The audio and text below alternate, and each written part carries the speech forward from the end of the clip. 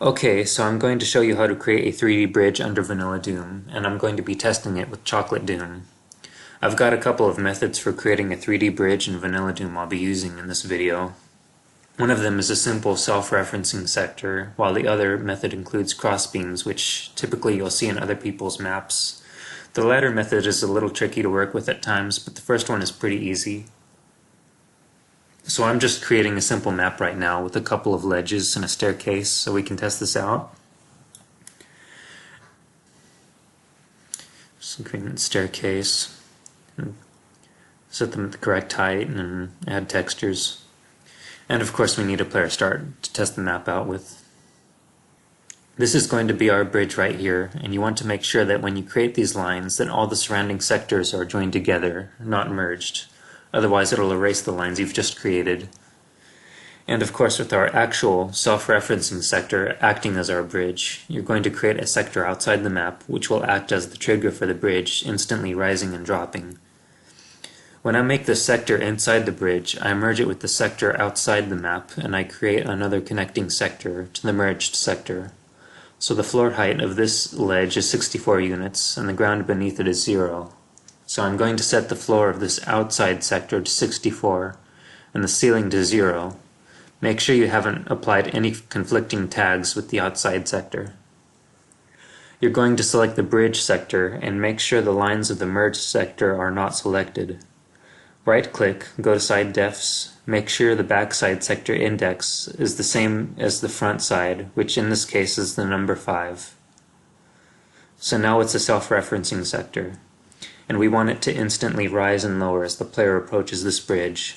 So I'm going to tag this sector 1, flip those lines, and actually I forgot to create lines on both sides of the bridge here, which again will likely cause more sectors to be created.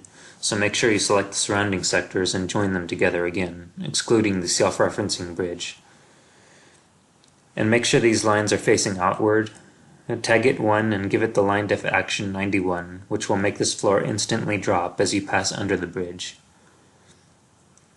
Make sure all these lines are facing outward as well. And tag 1 and give it the action 83, which will cause it to instantly rise to the correct height.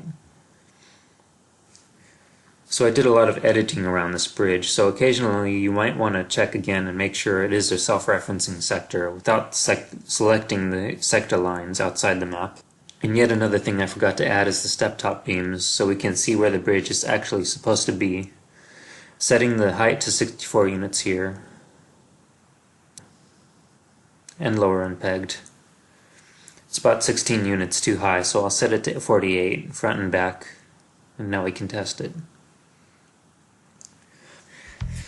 So you should be able to walk beneath it and across the top here without a problem.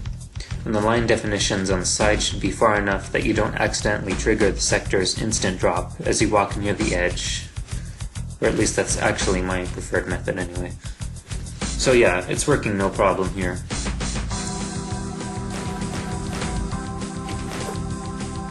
Now for the second method, which is a bridge with actual crossbeams on it. This is a little trickier because you can't just insert a simple self-referencing sector like the first example had, at least as far as I know, but so I'm creating these crossbeams with the step top and highlight all the surrounding sectors and join them together again.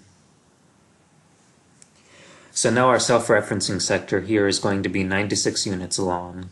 And what you want to do is make sure that these lines are not 32 units apart, because the actual player sprite is 32 units long. So typically I like to make the lines about 24 units apart or a little more without going up to or above 32. Really it depends on how big this bridge is going to be. And once again, face all the lines inward. It won't matter so much for the lines that you'll create inside the sector. Once you're finished, join these sectors together. Here's an outside sector you're going to want to merge together, and the connecting sector outside with the correct floor and ceiling height.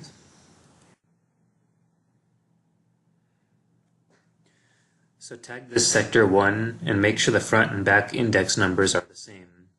Since the lines are facing inward, you'll want the backside to be the same number as the front side sector index. I want to make sure I center this.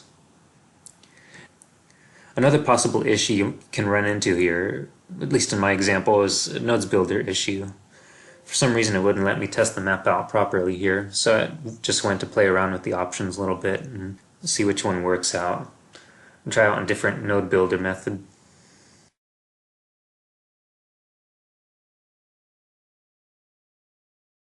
So now we can test it, and it seems to work just fine.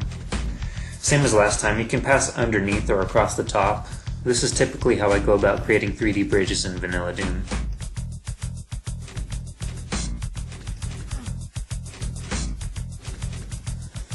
So anyway, I hope this was a useful tutorial, and hopefully it works in your favor. Thanks for watching.